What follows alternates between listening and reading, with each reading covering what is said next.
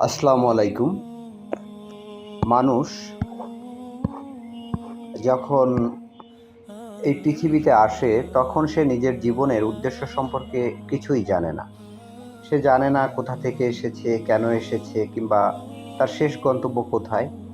ধীরে, ধীরে সে তার পরিবার, সমাজ, শিক্ষা প্রতিষ্ঠান এবং চারপাশের পরিবেশ তাকে জীবন সম্পর্কে শেখাতে শুরু করে। কিন্তু অধিকাংশ ক্ষেত্রেই এই শিক্ষা সীমাবদ্ধ থাকে দুনিয়ার জীবনকে ঘিরে। কিভাবে পড়াশোনা করতে হবে, কিভাবে অর্থ উপার্জন করতে হবে, কিভাবে নিজেকে প্রতিষ্ঠিত করতে হবে, সংসার গড়তে হবে, কিভাবে মানুষের কাছে সফল হিসাবে নিজেকে পরিচিত করা যাবে। এরপর শুরু হয় দীর্ঘ জীবনের পথ চলা।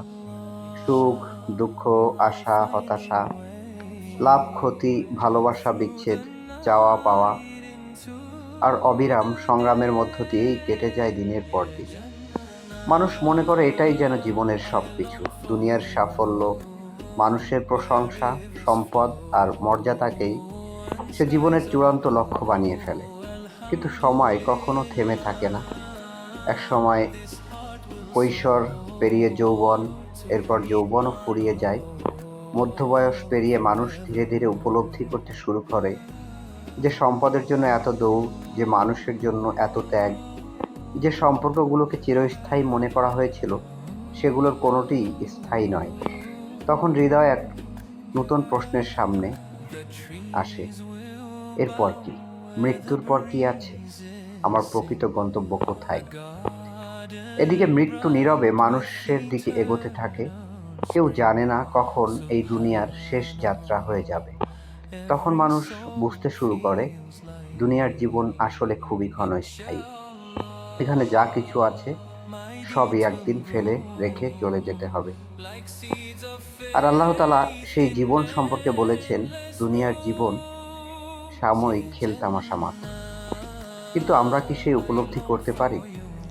যারা কোরআনের আলোকে জীবনকে উপলব্ধি করে, সত্যকে চিনার চেষ্টা করে, তারাই বুঝতে পারে যে মানুষের জীবন প্রকৃত এই পৃথিবীতে সীমাবদ্ধ নয়, বরং আখিরাতই হলো চিরস্থায়ী জীবন। তাই প্রকৃত সফলতা দুনিয়ার সাময়িক অর্জনে নয়, বরং আল্লাহর সন্তুষ্টি অর্জনে, তার ক্ষমা লাভে এবং জান্নাতের অধিকারী হওয়ার মাধ্যমে। পবিত্র কোরআনে আল্লাহ তাআলা ঘোষণা করেছেন যে যাকে জাহান্নাম থেকে দূরে রাখা হবে এবং জান্নাতে প্রবেশ করানো হবে সেই প্রকৃত সফল। আর দুনিয়ার এই জীবন তো প্রতারণার সামান্য ভোগ সামগ্রী মাত্র। তাহলে প্রশ্ন হলো, আমরা কি সেই সফলতার পথেই চলছি, নাকি এমন এক জীবনের পেছনে ছুটছি যা একদিন আমাদের হাতছাড়া হয়ে যাবে? এই সিরিজে আমি কোরআনের আলোকে জীবনের বিভিন্ন পর্যায়ের প্রতিটি ধাপ নিয়ে আলোচনা করব, যেন আমরা শুধু দুনিয়ার জীবন নয়, চিরস্থায়ী আখিরাতের জীবনের জন্য প্রস্তুতি গ্রহণ করতে পারি। ধন্যবাদ।